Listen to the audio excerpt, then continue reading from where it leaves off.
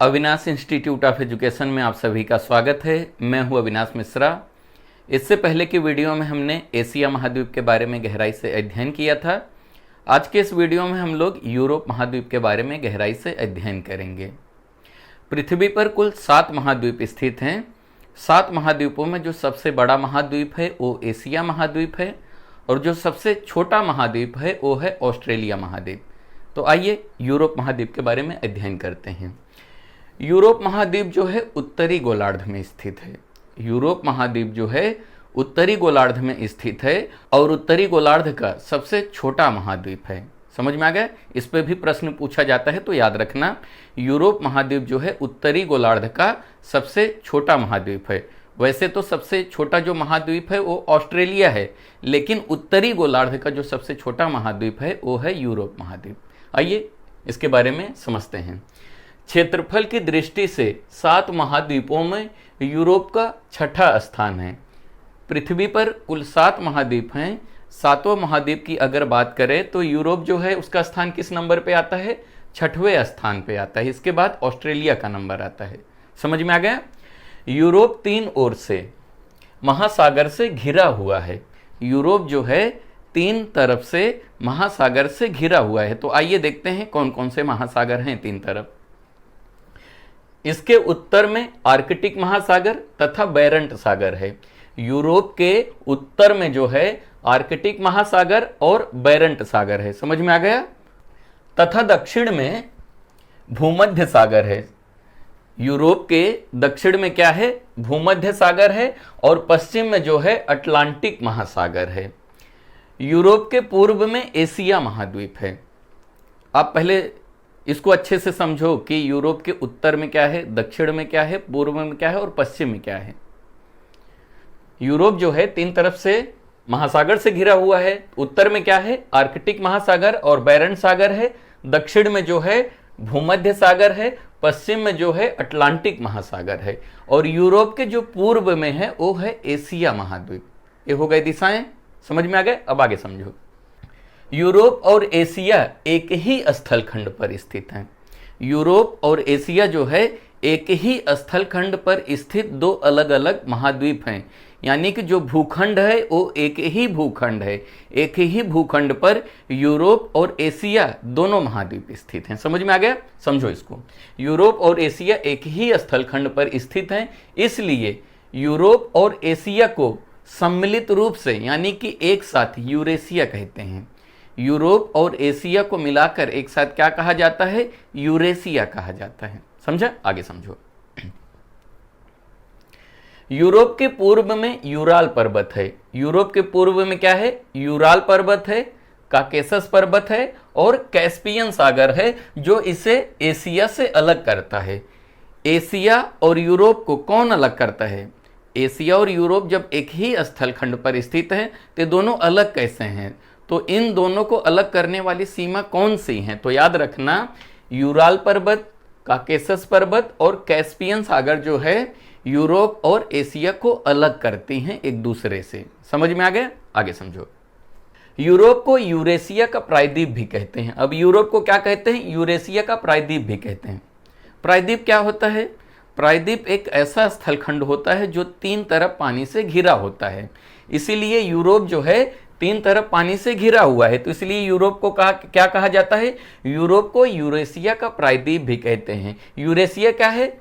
Asia और Europe दोनों एक साथ मिलकर क्या बनते हैं? यूरेशिया मिलते हैं। यूरोप और एशिया संयुक्त रूप से क्या कहा जाता है? यूरेशिया कहा जाता है। और यूरोप को यूरेशिया का प्रायद्वीप कहा जाता है। प्रायद्वीप क्यों कहा जाता है? क्योंकि यूरोप महाद्वीप जो है 3 तरफ महासागर से घिरा हुआ है। समझ में आ गया? आगे समझो। यूरोप में कई प्रायद्वीप हैं। यूरोप जो महाद्वीप है उसमें बहुत सारे प्रायद्वीप हैं, इसलिए इसे प्रायद्वीपों का प्रायद्वीप भी कहते हैं। यूरोप में बहुत सारे प्रायद्वीप पाए जाते हैं, इसलिए यूरोप को क्या कहा जाता है? प्रायद्वीपों का प्रायद्वीप भी कहते हैं। तो याद रखना, यूरोप को यूरेशिया का प्रायद्वीप भी कहा जाता है। समझ में आ गए? और प्रायद्वीपों का भी प्रायद्वीप कहा जाता है। यूरोप के सबसे बड़े प्रायद्वीपों में स्कैंडिनेविया है, आबेरियन है, बाल्कन है और पेनाइन है। समझ में आ गया। यूरोप के जो सबसे बड़े प्रायद्वीपों की बात करें तो उसमें सबसे बड़े जो प्रायद्वीप हैं वो है स्कैंडिनेविया, आबेरियन, बाल्कन और पेनाइन है। और इसके अगर बड़े द्वीपों की बात करें, द्वीप क्या होता है? द्वीप एक ऐसा स्थलखंड होता है जो चारों तरफ पानी से घिरा होता है, उसे द्वीप कहते हैं। समझ में आ गया। तो अगर हम बड़े द्वीपों की बात करें, यूरोप में जो बड़े द्वीप हैं वो है ब्रिटिश द्वीप और आइसलैंड द्वीप है। समझ में आ गया। अगर हम यूरोप के बड़े द्वीपों की बात करें तो कौन कौन से हैं? ब्रिटिश द्वीप है और आइसलैंड है। समझ में आ गया। विश्व का सबसे बड़ा देश जो है रूस तथा सबसे छोटा देश है वो है वेटिकन सिटी। विश्व का सबसे बड़ा देश कौन सा है? रूस है। और जो सबसे छोटा देश है वो है वेटिकन सिटी, जो कि यूरोप में ही स्थित है। याद रखना, विश्व का जो सबसे बड़ा देश है रूस, वो कहाँ पे स्थित है? यूरोप में। और जो सबसे छोटा देश है जिसका नाम है वेटिकन सिटी, वो कहाँ पे स्थित है? यूरोप में स्थित है। क्लियर हुआ? याद रखना। आगे समझो। स्कैंडिनेवियन प्रायद्वीप, अभी याद रखना प्रश्न पूछा जाता है परीक्षा में कि स्कैंडिनेवियन प्रायद्वीप के अंदर कौन कौन से देश सम्मिलित हैं। तो याद रखना, स्कैंडिनेवियन प्रायद्वीप में नॉर्वे, स्वीडन और उत्तरी फिनलैंड को सम्मिलित किया गया है। यानी कि नॉर्वे, स्वीडन और उत्तरी फिनलैंड मिलकर क्या बनते हैं? स्कैंडिनेवियन प्रायद्वीप या स्कैंडिनेवियन देश कहा जाता है। समझ में आ गया। नॉर्वे, स्वीडन और उत्तरी फिनलैंड मिलकर क्या बनता है? स्कैंडिनेवियन देश बनते हैं। और स्कैंडिनेवियन प्रायद्वीप के अंदर नॉर्वे, स्वीडन और उत्तरी फिनलैंड को सम्मिलित किया गया है। मैंने क्या कहा आपसे? यूरोप में बहुत सारे प्रायद्वीप हैं, तो स्कैंडिनेवियन प्रायद्वीप के अंदर कौन कौन से देश हैं? नॉर्वे, स्वीडन और उत्तरी फिनलैंड को सम्मिलित किया गया है। बहुत इंपॉर्टेंट है, परीक्षा में पूछा जाता है, तो याद रखना। आगे समझो। किंतु भाषाई आधार पर, यानी भाषा के आधार पर डेनमार्क और आइसलैंड को भी सम्मिलित किया गया है। वैसे स्कैंडिनेविया के अंदर किन किन देशों को किया गया है सम्मिलित? नॉर्वे, स्वीडन और उत्तरी फिनलैंड को। लेकिन भाषाई के आधार पर इसमें डेनमार्क और आइसलैंड को भी क्या कहा जाता है? स्कैंडिनेवियन प्रायद्वीप कहा जाता है, यह स्कैंडिनेवियाई देश कहा जाता है। समझ में आ गया। आगे समझो। आइसलैंड की राजधानी जो है रेकजाविक है। आइसलैंड की जो राजधानी हो क्या है? रेकजाविक है, जो विश्व की सबसे उत्तरतम राजधानी है।